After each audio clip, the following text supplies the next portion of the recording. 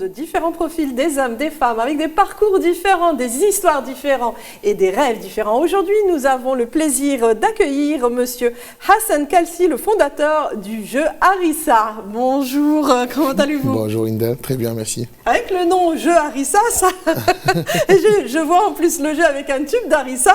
Bon, on va y venir à ce jeu-là, mais avant, on aimerait vous connaître. Pouvez-vous nous parler brièvement de votre parcours professionnel? En fait, moi je suis né en Tunisie, j'ai vécu jusqu'à mes 22 ans. J'ai fait mes études donc lycée, collège, université, premier cycle en Tunisie. Après je suis parti au Canada, j'ai eu en fait à la base une licence en comptabilité. Après je suis parti au Canada, j'ai eu un bachelor en comptabilité aussi. Et après bon, j'ai travaillé quelques années là-bas. Après je suis revenu sur Paris, j'ai fait du coup un master pour être commissaire aux comptes. Donc contrôle, comptabilité, audit. Donc j'ai été commissaire aux comptes pendant 5 ans. Après, je me suis un peu ennuyé dans la finance.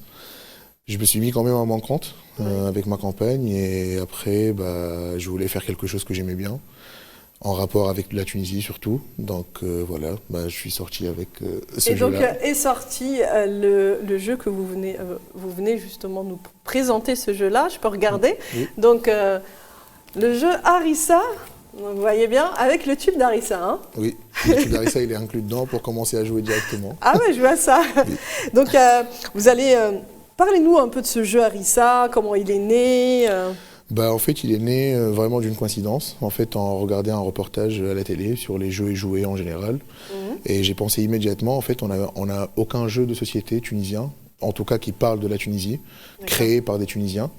Donc c'est né d'une idée comme ça, un peu farfelue, et du coup je suis pas directement, j'ai pensé à l'Harissa, puisque c'est vraiment le patrimoine connu mondialement de la Tunisie. Oui.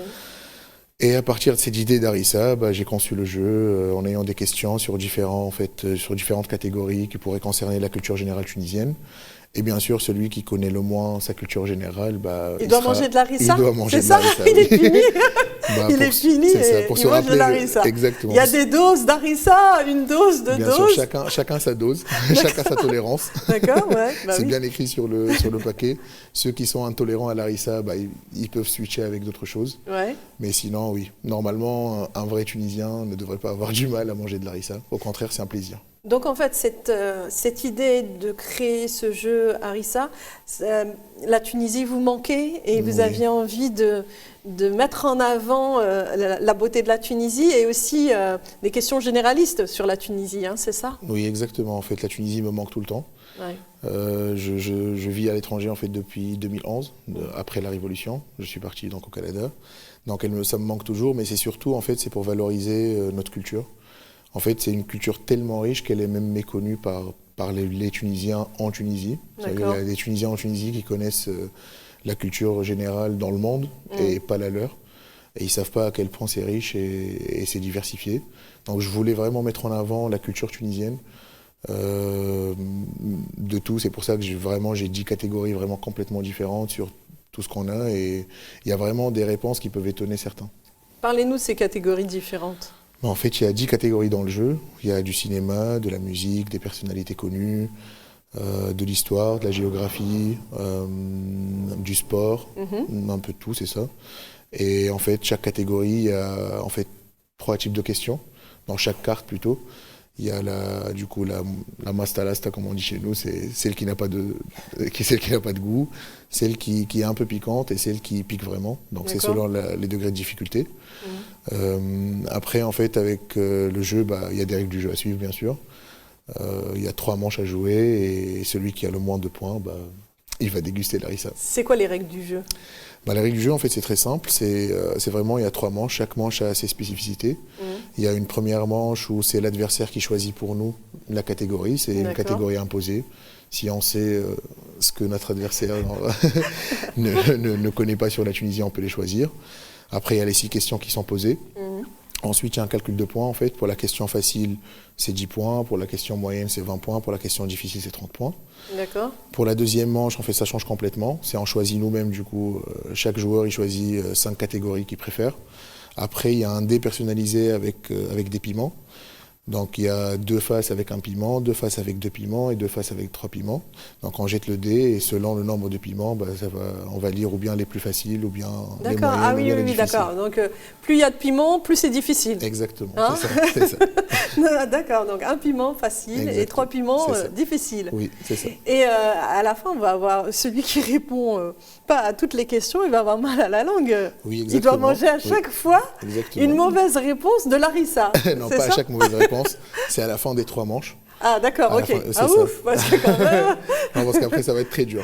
À la fin des 3 manches, après la comptabilisation des points, du coup celui qui a le moins de points, pour réviser ses cours sur la Tunisie et se cultiver un peu plus, il déguste de l'harissa pour ne pas oublier le goût de la défaite.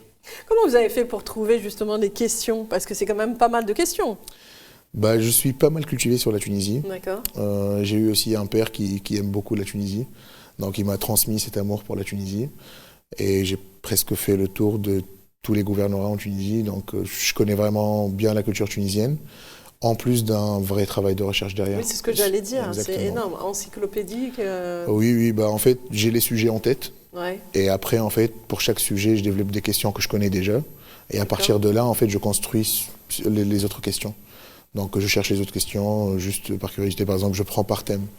Si je prends par exemple l'histoire, je sais pas, je prends Carthage, je mets les questions que je connais déjà, avec une petite touche bien sûr humoristique tunisienne, surtout sur les suggestions, pour les questions faciles. En fait, on a des jeux de mots propres à nous.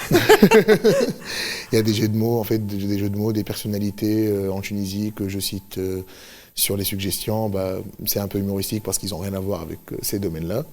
Donc j'utilise tout. Surtout, on a des jeux de mots vraiment bien spécifiques en Tunisie que j'utilise beaucoup dans ce jeu. Dans le jeu? Oui. D'accord. Quel âge pour ce jeu-là? À partir de quel âge? C'est à partir de 12 ans jusqu'à 120 ans. Je sais qu'il n'y a pas de Tunisiens qui ont 120 ans, mais en tout cas, s'il y en a, on ne sait pas, oui, voilà, c'est ça. Avec Larissa Avec Larissa, normalement, ça dure longtemps. C'est le meilleur remède exactement. pour vivre longtemps. Pour la longévité, exactement, c'est ça. Donc c'est de 12 à 120 ans, ça se joue en famille, entre amis, ça se joue en individuel ou en équipe. On peut y jouer partout, comme vous voyez, le paquet il est transportable, petit, bien. On voit le piment sur le packaging, voilà, exactement. Voilà, Made in Tunisia. Ça a été facile pour trouver justement, pour le faire ce jeu? Je ne peux pas dire que ça a été facile. Ça a été difficile. Ça a été même très difficile, parce que déjà en Tunisie, il y a beaucoup de bureaucratie, beaucoup d'administratifs. Dans ce domaine-là, en fait, le marché il est limite vierge. Parce qu'il n'y a pas de jeux de société qui ont été vraiment conçus avec une vraie société derrière et tout. Donc la création de société, ça a été quand même un peu dur. Mais bon, on retient le positif. Donc à la fin, je suis sorti avec le... Oui, c'est ce que j'allais dire. Non, en plus, c'est ça. Ce qu'il faut comprendre aussi, c'est qu'en Tunisie, il y a une pénurie en matières premières presque dans tous les domaines. On importe le papier. Donc, ça m'a coûté beaucoup plus cher à le faire en Tunisie, mais je préfère produire en Tunisie qu'ailleurs. C'est un produit tunisien. C'est un produit 100% tunisien. La harissa est tunisienne. Bon, la harissa, oui, voilà. on ne peut pas la faire autre que la Tunisie, la harissa c'est est sûr. tunisienne, le paquet est tunisien, l'emballage est tunisien, les idées sont tunisiennes. Tout est tunisien. Tout est tunisien, et surtout, cette version-là, elle est en dialecte tunisien. C'est ce que j'allais dire, voilà, là, il est en dialecte tunisien, mais il y a une version française. Oui, il y a une version française, ça a été déjà traduit. Elle est en cours de production, et elle sera sur le marché en France normalement à partir de mi-janvier. Ça a mis combien de temps pour traduire justement toutes les questions en français? Ça a mis à peu près 1 mois et demi, peut-être un mois, oui. Parce qu'en fait, je continue aussi à travailler dans le conseil financier un peu, donc ça me prend du temps et c'est dur en fait à traduire parce que... C'est vous qui avez tout traduit? Oui, c'est moi et mon épouse. D'accord. Les deux. Donc en fait, c'est elle qui relie parce qu'elle est française. D'accord. Donc elle relie. Exactement. Elle relie, elle voit s'il y a des trucs à changer. Mais sinon, j'ai presque tout traduit tout seul. Elle vous a suivi dans cette aventure? Oui, elle m'a pas juste suivi. Sans elle, cette aventure n'aurait pas lieu, je pense. C'est grâce à elle aussi parce qu'elle adore la culture tunisienne, c'est normal, elle s'est mariée avec un Tunisien aussi. Donc non, elle était impliquée vraiment, elle était impliquée dans le jeu du début à la fin, que ce soit surtout pour les règles du jeu en fait. La plupart des règles du jeu, c'est sorti en fait en discutant tous les deux et en essayant des choses. Qui a dit Eureka, je veux faire un jeu harissa? Vous ou votre femme? Non, moi. Vous? Oui. Et la première réaction de votre femme, ça a été quoi? Elle m'a dit oui, c'est une Elle très vous a très bonne soutenu idée. directement. Elle m'a soutenu directement. Elle m'a dit, en plus, elle connaît un peu parce que j'ai 50 idées par minute. D'accord. Et en fait, c'est elle qui m'aide à canaliser Ouais, toute cette énergie pour vraiment sortir le bon Se truc. concentrer sur une chose. Exactement. Ouais. En fait, on avait plein de projets. Et en fait, c'est ça, fin décembre 2021. On s'est dit, on fait des objectifs pour atteindre, 2022 à atteindre. Mm. Qu'est-ce qu'on veut faire? Qu'est-ce qu'on veut vraiment faire? On veut vraiment faire un truc qui nous plaît. Et du coup, on a commencé à construire une mind map. C'est parti très loin avec des idées et on a choisi par où commencer. C'est tombé sur Harissa. Et votre entourage, à part votre femme, votre entourage, qu'est-ce qu'il en pense de ce jeu? Au début, ils n'ont pas compris.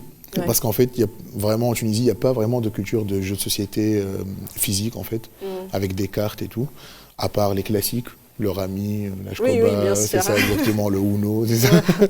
Donc, au début, ils n'ont pas compris de quoi il s'agissait. En fait, ils ont commencé à comprendre quand j'ai commencé à leur donner les questions, la forme, comment ça se joue. Et du coup, ils ont adoré. Ils m'ont juste encouragé. Vous avez fait des tests alors avant sur des groupes de personnes avant de le commercialiser. Hein? Moi, en fait, j'ai un groupe de meilleurs amis. On est amis depuis qu'on a 10-11 ans. C'est vraiment les mêmes jusqu'à maintenant. Et du coup, en fait, avec eux, j'ai vraiment testé les questions. En Tunisie ou ils sont ici? En Tunisie. En Tunisie? Oui, en Tunisie. D'accord. Il y en a un qui est à Marseille Ouais. et les autres, ils sont en Tunisie. Et donc, tous ont aimé? Ah oui, ils ont tous aimé, ils m'ont tous encouragé depuis le début à réaliser mon rêve, malgré qu'ils m'ont dit que ça va être dur en Tunisie, surtout la production, le suivi. Et moi, je vis à distance parce que je vis à Lyon. Donc, ils m'ont vraiment soutenu, ils m'ont beaucoup aidé surtout, tous. Ma famille et mes amis, les deux. J'ai ma mère qui m'aide beaucoup. Je lui donne des tâches à faire, la pauvre.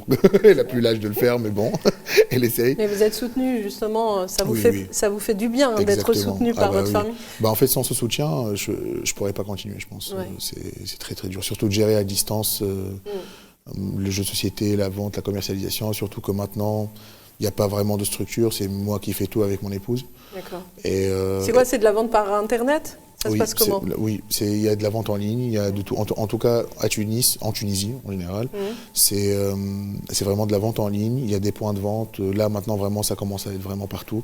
Des magasins de jeux et jouets, des librairies. Ah, en Tunisie, ça? En Tunisie, oui. Ils commencent à avoir des points de vente, justement, dans ça. C'est bien. Oui. C'est une innovation parce que vous utilisez en même temps un produit connu par tout le monde. L'harissa, on l'utilise partout. Oui. Et en même temps, c'est votre amour pour la Tunisie qui a fait que, grâce à ce jeu, vous permettez aux gens, parce que ce sont des questions généralistes, de connaître mieux leur pays. Exactement. En fait, l'objectif de mon jeu, à la base, c'était vraiment culturel et divertissant. En fait, j'ai vu qu'il y a vraiment un manque de créativité dans les jeux qu'on a. On joue les mêmes jeux depuis qu'on est petit, c'est les mêmes. Et je me rappelle même, en étant petit, il y avait un seul jeu de société qui parlait de la Tunisie et de l'Afrique, où on jouait avec, et on adorait ça malgré qu'on était petit. Et je me suis dit, pourquoi on n'en a pas en fait? Pourquoi on n'a pas... Il y a tellement... En fait, notre culture est tellement riche que, à la base, ce jeu-là, il devait contenir 900 questions. C'était 300 cartes, mais bon, le paquet était trop gros, donc on a changé. Là, vous avez diminué, hein? Exact, j'ai divisé par 2. Là, il y a 450 questions. Quand même? Oui, et du coup, il y aura des extensions après pour les autres questions qui sont déjà prêtes. Et c'est ça, et c'est surtout, vraiment, il y a surtout sur nos jeunes, là, maintenant, cette génération-là, elle manque vraiment beaucoup de culture tunisienne, limite, ils ne veulent pas savoir. Ils sont plus ouverts vers l'Occident que vers leur propre pays. Et moi, c'est ce que je voulais faire avec ce jeu, et je voulais faire même des éditions en prenant les programmes scolaires. Et parce que moi, j'ai été traumatisé avec les cours d'histoire, géo à apprendre par cœur et tout, et les transformer en fait en jeu. Au lieu de réviser. C'est une bonne idée, ça aussi, c'est pas mal. Oui, c'est une bonne idée. Et je pense qu'on apprend vite en jouant qu'en ayant la pression de devoir apprendre sa leçon. C'est exactement ça. Mais exactement ça. En fait, apprendre et par cœur et connaître quelque chose, c'est différent. Et en fait, en Tunisie, bon, je ne sais pas maintenant comment ça fonctionne, là, ça fait longtemps que je ne suis pas allé au lycée et tout, mais je pense que c'est le même système, en fait. On les éduque en apprenant par cœur les choses, sans les connaître. Ça veut dire que c'est juste pour passer un examen et passer à autre chose après. C'est pour ça qu'on retient presque rien. Et du coup, c'est pour ça que je voulais faire vraiment un jeu où on peut apprendre en jouant, en se marrant, et que ce soit en famille ou même, je pense, même pour les mères au foyer ou les mamans en général ou les papas.